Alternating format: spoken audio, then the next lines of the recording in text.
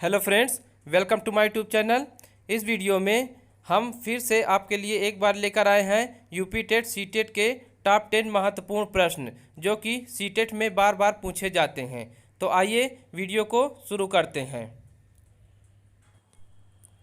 Question number 1, बच्चों के भाषा सीखने में सर्वाधिक महत्वपूर्ण है सुंदर लिखना, शुद्ध उच्चारण, बातचीत करना, मानक वर्तनी। तो इसका राइट आंसर हो जाएगा बातचीत करना। बच्चों के भाषा सीखने में सर्वाधिक महत्वपूर्ण है बातचीत करना। क्वेश्चन नंबर दूसरा देखिए, बच्चों में भाषा सीखने की क्षमता अनुकरणीय होती है, जन्मजात होती है, बिल्कुल नहीं होती है, अर्जित की जाती है। तो इसका राइट आंसर हो जाएगा जन्मजात होती है। बच्चों में भाषा सीखने की क्षमता क्या होती है? जन्मजात होती है। क्वेश्चन नंबर 3 देखिए, बहुभाषित कक्षा में मातृभाषा प्रयोग को स्वीकार किया जाना चाहिए, अधिक महत्व नहीं दिया जाना चाहिए, अनदेखा कर देना चाहिए, अस्वीकार कर दिया जाना चाहिए। तो इसका राइट आंसर हो जाएगा स्वीकार किया जाना चाहिए। बहुभाषित कक्षा में मातृभाषा को स्वीकार किया जाना चाहिए। क्वेश्चन नंबर 4 देखिए, पढ़ने की प्रक्रिया में सर्वाधिक महत्वपूर्ण है गति, प्रवाह, अर्थ, अक्षर ज्ञान। तो इसका राइट आंसर हो जाएगा अक्षर ज्ञान। पढ़ने की प्रक्रिया में अक्षर ज्ञान सर्वाधिक महत्वपूर्ण है। क्वेश्चन नंबर 5 देखिए, बच्चों को लिखना सिखाने में सबसे अधिक महत्वपूर्ण है सुंदर लेखन, काव्यात्मक भाषा, वर्तनी की शुद्धता, विचारों की अभिव्यक्ति।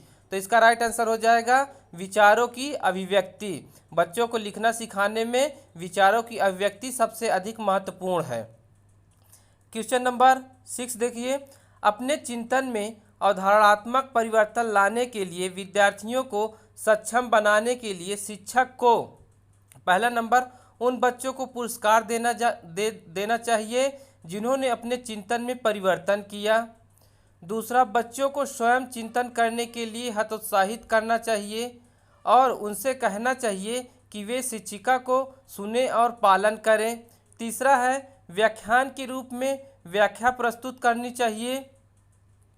चौथा है आपका स्पष्ट और आश्वस्त करने वाली व्याख्या देना चाहिए तथा विद्यार्थियों के साथ चर्चा करनी चाहिए। तो इसका राइट आंसर हो जाएगा देखिए चारों में से 4 नंबर, स्पष्ट और आश्वस्त करने वाली व्याख्या देनी चाहिए तथा विद्यार्थियों के साथ चर्चा करनी चाहिए। अब क्वेश्चन नंबर 7 देखिए, प्राथमिक विद्यालय की कक्षा कक्ष के संदर्भ में सक्रियबद्धता का क्या अर्थ है?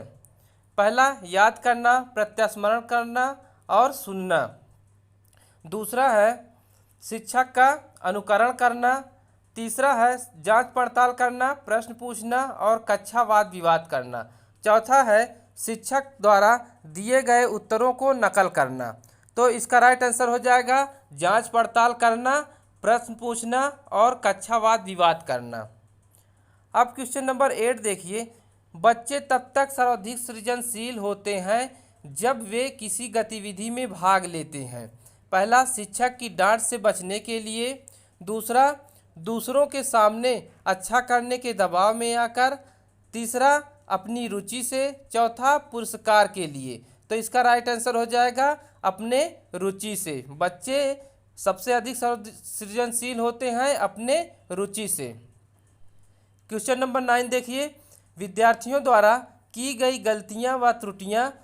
पहला, बच्चों को कमजोर अथवा उत्कृष्ट चिन्हित करने के लिए अच्छे अवसर हैं। दूसरा, शिक्षक और विद्यार्थियों के असफलता के सूचक है। तीसरा, उनके चिंतन को समझने के अवसर के रूप में देखा जाना चाहिए। चौथा, कठोरता से सुधारना चाहिए। तो इसका राइट आंसर हो जाएगा उनके चिंतन के समझने के अवसर के रूप में देखा जाना चाहिए।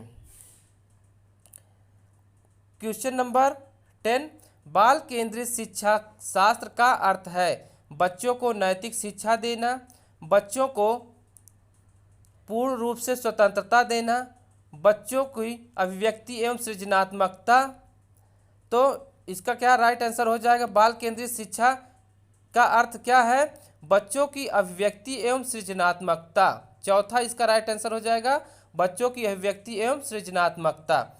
अब आज का सवाल है, बालकों की सोच अमूर्त की अपेक्षा मूर्त अनुभवों व प्रत्ययों से होता है। जन्म से 2 वर्ष तक, 2 से 7 वर्ष तक, 5 से 12 वर्ष तक, 12 से वयस्क तक। तो इसका राइट आंसर आप लोग अपने कमेंट बॉक्स में बताएं।